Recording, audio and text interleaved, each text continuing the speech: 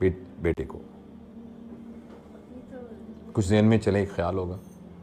آپ کیا بنانا چاہتی ہیں؟ جو آپ اپنے بیٹے، فرض کریں آپ چاہتی ہیں کہ آپ کا بیٹا جو ہے وہ جج بنے ہائی کورٹ کا، اور اس کی عمر ہے 3 سال، ٹھیک ہے، وہ ایک کرسی پہ بیٹھا ہوا ہے، اور آپ نے کہنا تھی کرسی خالی کرو، خالہ آئی ہیں تمہاری، تو آپ اس کو کیسے کہیں گے؟ اٹھو. لیکن اس پہ جج صاحب بیٹھے ہوں گے تو ان کو کیسے کہیں گے آپ؟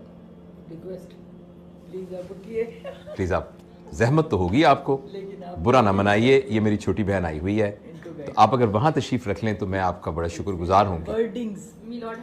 تو میلارڈ جو آپ اس کو بنانا چاہتے ہیں نا، اس کے لیے اس کو تیار کرنے کا مطلب یہ ہے کہ اس کی ویسی عزت کریں جو آپ اس کو بنانا چاہتے ہیں. آپ اس کو حافظ قرآن بنانا چاہتی ہیں، اور اس کہتے ہیں اٹھو تم نے کھانا کیوں نہیں کھایا، کپڑے دیکھے تمہارے کتنے گندے ہو گئے، چلو جو.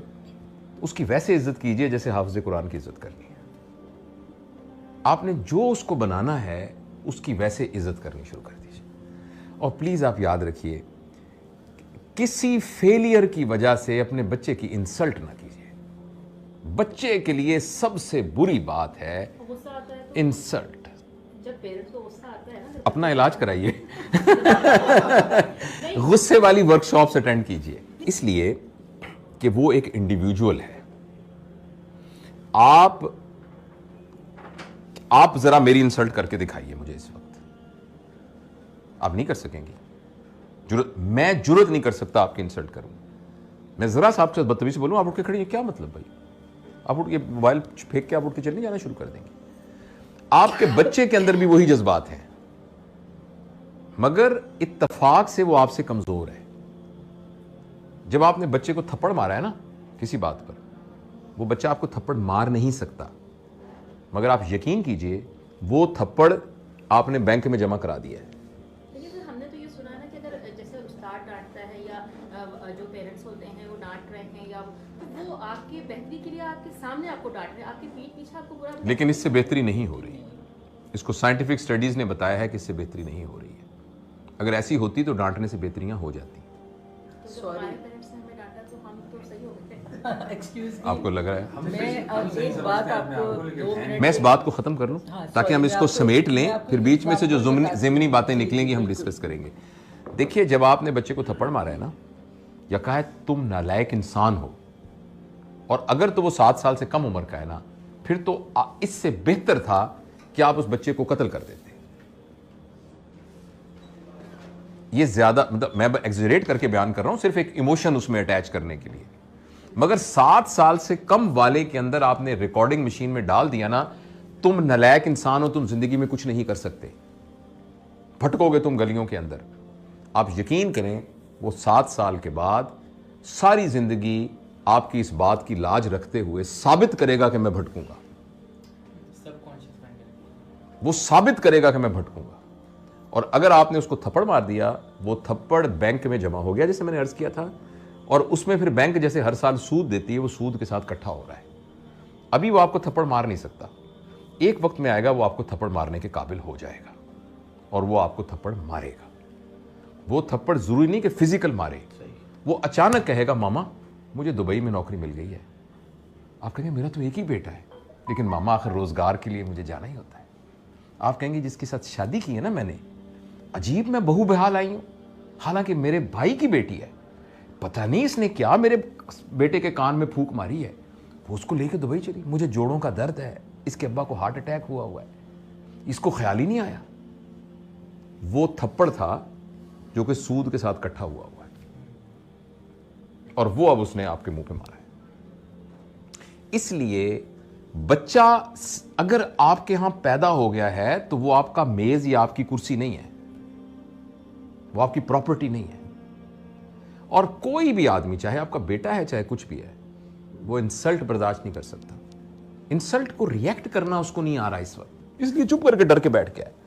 فرض کریں وہ تھپڑ نہیں مارے گا تو اس تھپڑ نے اس کو ساری زندگی کے لیے ڈرپوک بھی بنا. ہو سکتا ہے اس کا یہ ریئیکشن نکلے کہ وہ ساری زندگی کے لیے تھپڑ کھانا، وہ تھپڑ کھاتا رہے گا. وہ بندہ ہوگا جس کو اس کا باس بھی تھپڑ مارے گا.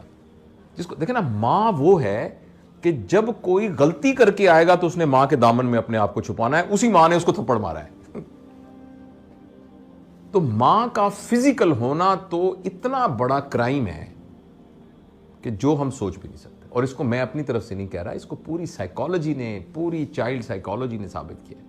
اگر آپ نے بچے کی بے عزتی کر دی نا کسی بات کے اوپر, بے عزتی کر دی, یہ بے عزتی اگر وہ آپ کے خلاف نہیں استعمال کرے گا تو وہ پوری دنیا کو اجازت دے دے گا اپنے خلاف کرنے کی. تو دوسرا یہ ہے کہ اس کی بے عزتی نہ کریں کسی بات. اور خاص طور پہ آپ بے عزتی کس بات پہ کر رہے ہیں مجھے بتائیں. تمہارے نمبر نہیں آئے صحیح, کیا زندگی نمبر گزارنے کا نام ہے؟ نمبروں کے اوپر زندگی ہونی چاہیے. میرے پاس میڈیکل کالج میں اسٹوڈنٹس آتے ہیں 1200. میں پبلک میڈیکل کالج کا ہوں جس میں مفت, تقریباً مفت پڑھائی ہوتی ہے. تو 80,000 بندوں میں سے چن کے آتے ہیں بندے 3,500, جس میں سے 350 میرے پاس آتے ہیں. آپ کے خیال میں وہ کیا بچے ہوتے ہوں گے جو 1200 نمبر لے کے آتے ہیں؟ اور وہ پہلا امتحان جب ہوتا ہے نا, اے اللہ ہمارا امتحان ہو رہا ہے, ہماری سٹیج ہو رہی ہے, کہیں میں فیل نہ ہو جاؤں. کیا یہ وہ بچہ تھا 1200 نمبر لینے والا؟ نمبروں نے کیا کر دیا اس کو؟